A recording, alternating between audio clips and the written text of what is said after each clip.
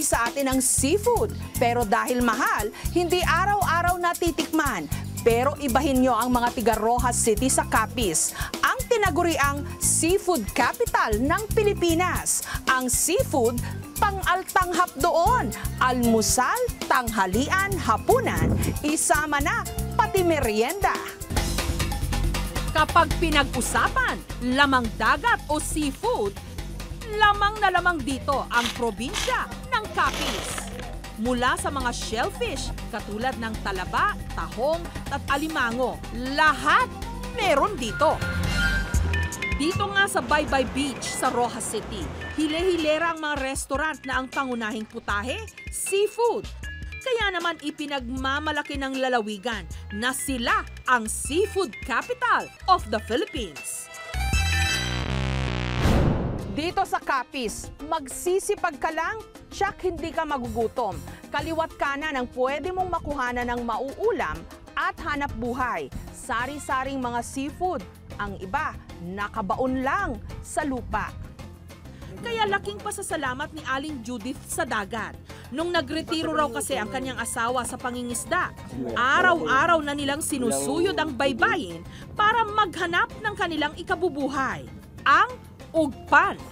Isang uri ng seashell na sinlaki lang ng hinlalaki pero may puting buntot.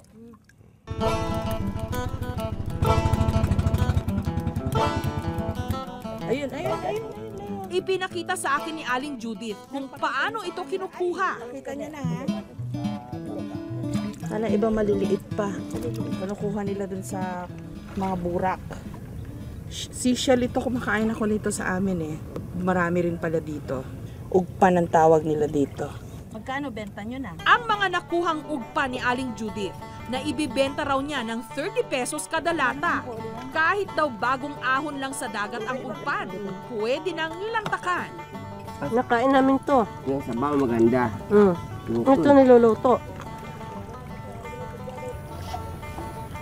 Ayun. Lasang dagat. Pero the best daw ang ugpan na ginataan.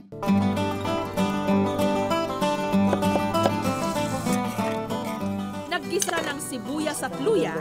Apoy nga. Pagkatapos nilagay ang ugpan. At saan yung kinuha tong tanglad na? Doon sa bundok lang. May tanim kami. Lemongrass, tanglad. Libre lang dito. Ang galing oh. Kalain mo lahat nung niluluto ni Nanang. Galing lang dito sa tabi-tabi. Lagay na to na? At tanglad. Ayun. Pakanggata yan. Hinaluan ng gata. Ilang minuto pa, heto na ang ginataang ugpan. Ang isa pang pinakatatanging lamang dagat sa Capiz, ang diwal o angel wings. Pawang mga rehistradong diwal divers na lang ang pwedeng manguha. Ang diwal, isa sa mga paboritong gamiting sangkap ng celebrity chef na si Gaita Forres. Nag-aral sa Italy at nang bumalik sa Pilipinas, nagtayo ng mga Italian restaurant. Dahil sa kanya at sa mga katulad niya, naging popular sa ating mga Pilipino ang maraming pagkaing Italian. Kahapon, ipinakita sa akin ni Gaita ang pagluluto ng kanyang seafood pasta with diwal and prawns. Great to be cooking here with the beach and with you. Ay ako, thrilled ako. The pleasure and the honor is mine. Naman! My idol chef. Sa pagluluto pa lang ng pasta, ibinahagi na niya ang ilan sa kanyang mga sikreto. Ang sikreto, kailangan ang tubig mo kagaya ng lasa ng salt water. Para ang flavor ng pasta kaagad, kahit pasta noodle pa lang, malasa na.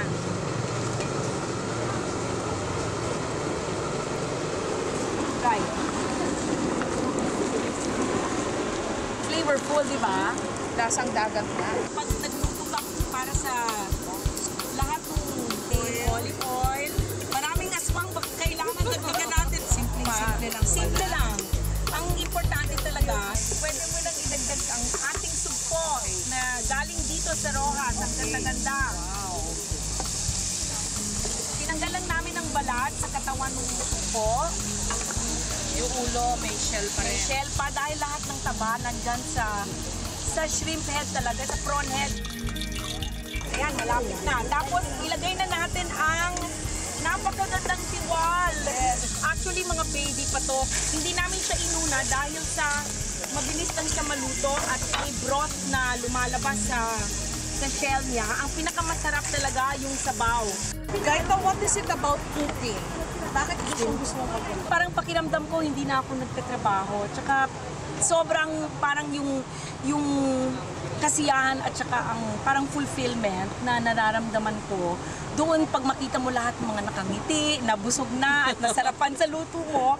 Parang feeling ko yun yung way ko na pwedeng mag-share ng pagmamahal.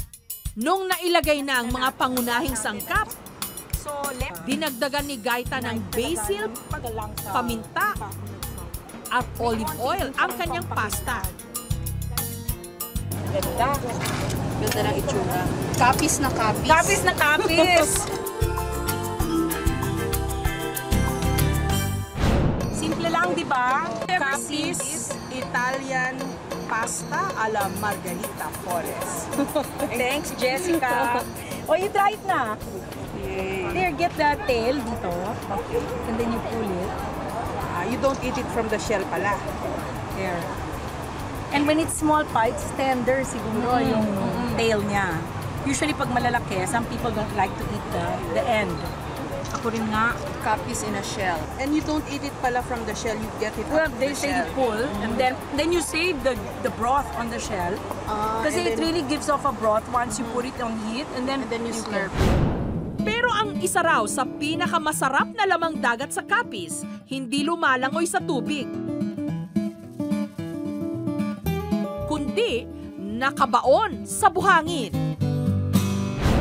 Sa pagitan ng alas 5 hanggang alas 8 ng umaga, kung kailan low tide, nakatanod na si Leo sa dagat. Inaabangan ang paglitaw ng bacolod o sandbar. Sa kumpol kasi ng buhanging ito, nagtatago ang mga sasing o sandworm. Pag may circle ganyan, tapos may arong dito, may mga kinain na parang dilaw yung kinain. Yan ang sasing. Gamit ang tagat o bareta, isang mahabang itak, hinuhukay ni Leo ang buhangin para hatakin ang mga sasing.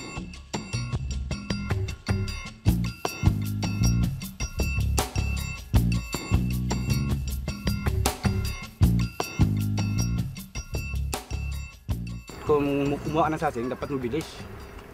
Bilisan mo ng ng tagad, saka bilisan mo ng buhangin. Hukay ng buhangin. Kasi mabilis po may lalim hindi umaabutan. Ang sasing, kulay puti at humahaba ng halos isang ruler na ibibenta ito ni Leo ng piso kada piraso. Pero ang mga nakuhang sasing ni Leo, hindi muna niya ibibenta. Matagal-tagal na raw kasi siyang hindi nakapagluto ng sinabawang ginisang sasing.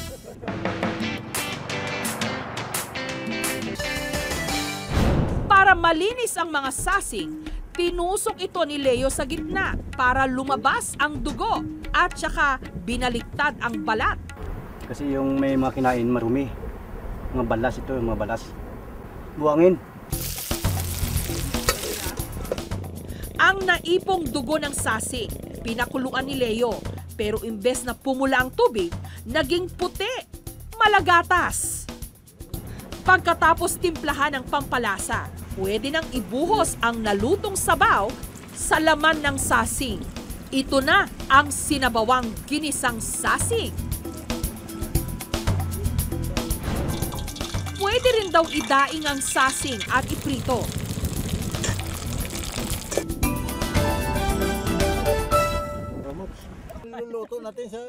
Masarap. Parang gatas yung sabaw. Lasang gata siya at saka malutong. Hanggang sa mga ilog, sagana sa lamang tubig ang kapis. Kaya si Jimmy, araw-araw binabaybay ang ilog sa bayan ng Ibisan para manisid ng litob o blood clam.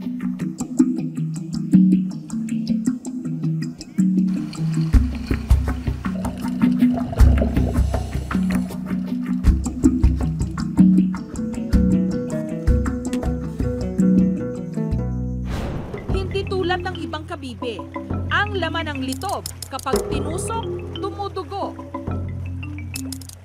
Malupos mo ng kwaon kung damo pala sa dalom. Mulai kutiko sa dalom mo nang mabudlay man sa kwaon, pero kung damo na siya, malupos naman sa kwaon. Ang mga nakapanya, pinapakyaw ng kanyang suking si Elvin. Ang paboritong paggamitan ni Elvin ito, ang Valencianan na hawig sa paelya. Itong maliliit nilitob, yung ano yan, mga isang kalating buwan pa lang yan. Yan ang isasahog ko sa Valenciana.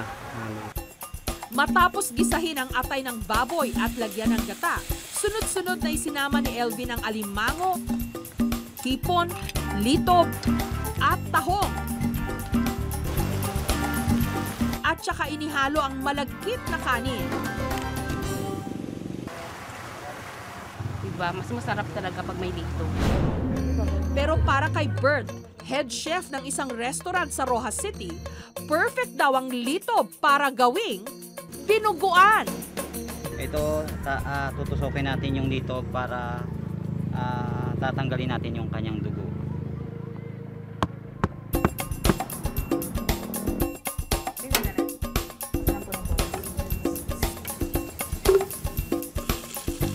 Matapos igisa ang karne ng litob, ibinuhos ni Bert ang dugo nito at saka hinalo hanggang lumapot.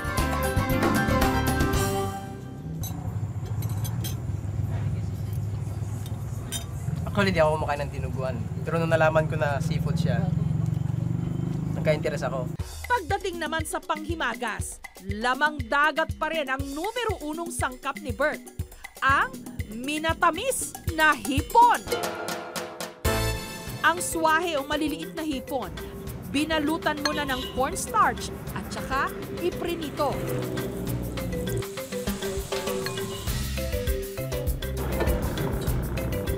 Sunod na nagtunaw si Bert ng asukal na pula.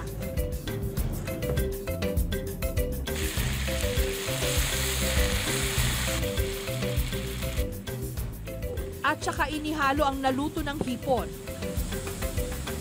Noong natuyo, ito na ang minatamis na hipon.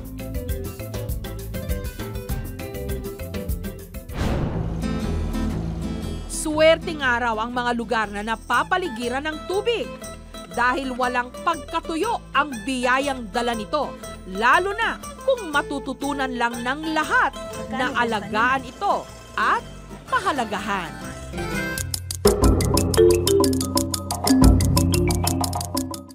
Thank you for watching, mga kapuso. Kung nagustuhan niyo po ang videong ito, subscribe na sa GMA Public Affairs YouTube channel. And don't forget to hit the bell button for our latest updates.